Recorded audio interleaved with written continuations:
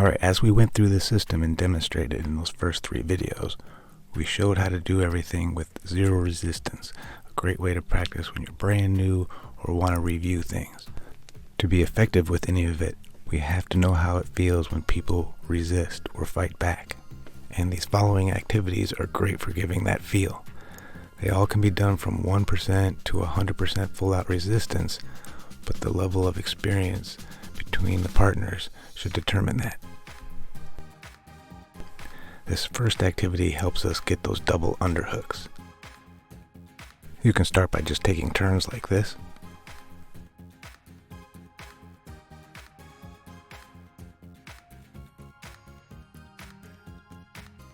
You can start speeding it up and eventually fight for those underhooks. For this activity, you can start separated or together, and then you can just go for it and have fun by trying to be the first person that can get double underhooks and keep them for 5 seconds. You can always add in the takedown for extra fun. For the side control, we've covered the cow tipping, and we're about to cover in the next video the strikes and claws to the face, but here we'll deal with them pushing us off or trying to muscle us off. People will try to push in all directions, but if they push towards your head, your arms can be there to save you. If they push towards your legs, you can use those to drive back and find any angle you need to get back to chest. They'll push you south, but you have grappling hooks with those arms and things to grab a hold of. Try to make it so your partner feels like they have a huge bag of sand on them. But remember, the main focus is mission 1, chest up, so watch those shoulders and don't let them come off the floor. It's weird at first to keep your arms loose, but remember, if you hold too tight, this can happen. It can feel like there's a lot going on here and a lot to remember, so it's important to have patience and take your time and let people settle into their spots before you start working on the resistance. Here I let her get chest to chest, and I give her one problem to solve. I just shove her one way and let her get back to chest. Push a direction, let them get back to chest. Anything you can think of that you think somebody would do to push off, let them deal with it. Try to leave any advanced jiu-jitsu or wrestling moves out, because at first you want them to be able to beat the majority of people, and that's people that have no training. One problem, let them solve.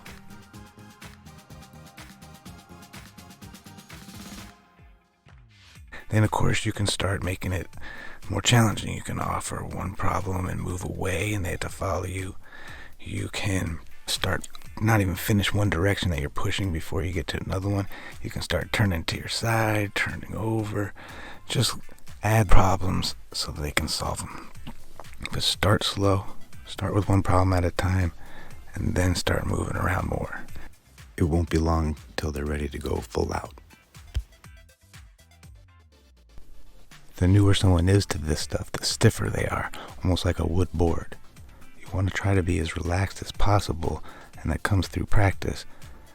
And I recommend 20-second rounds of doing this because it's very important to see how fast people gas out and how fast you gas out.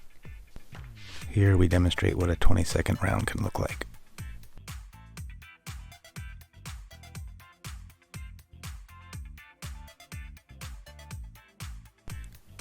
You may notice that I tend to stay a little lower on the body than chest to chest, and if you have a partner with a sensitive chest, you may need to make adjustments as well.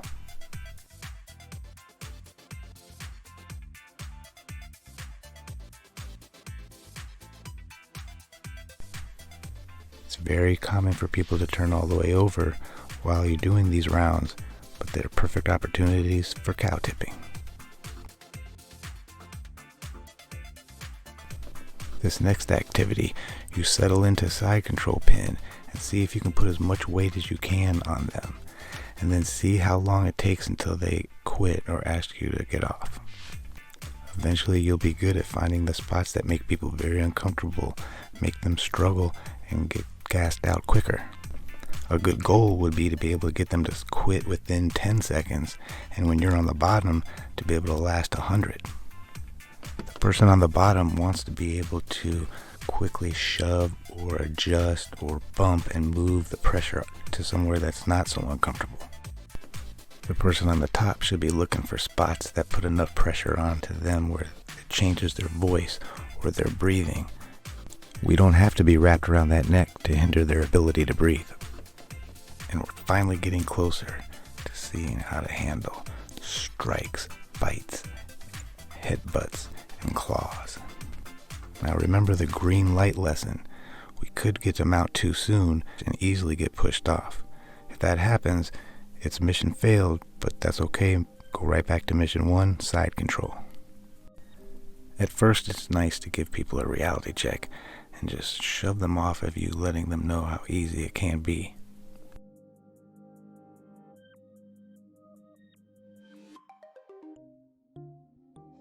You'll notice right away that they'll start tightening up, and as you shove them, they'll start holding with their legs and using their hands to try to stop it.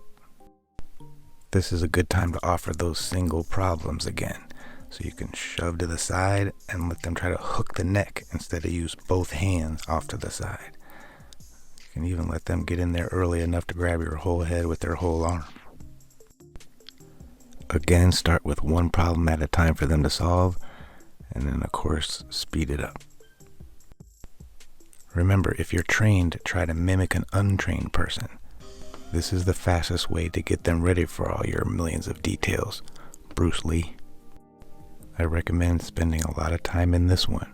Let them settle into position, make sure there's no space between you guys, flop around like a fish, and let them solve problems.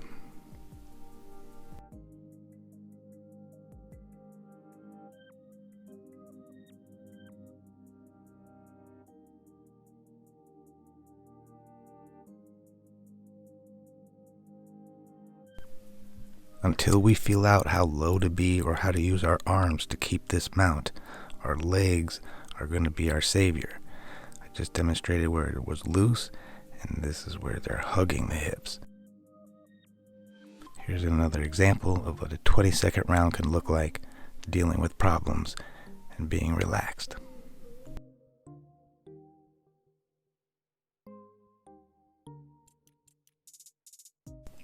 We want them to think that they're doing something, but really we know they're just wiping out their own stamina bar. In a real situation, whose stamina bar do you want to run out first? Notice the heavier I stay on her arms, the busier she is using them. She should feel like if she lets go, I'll come crashing down on her face.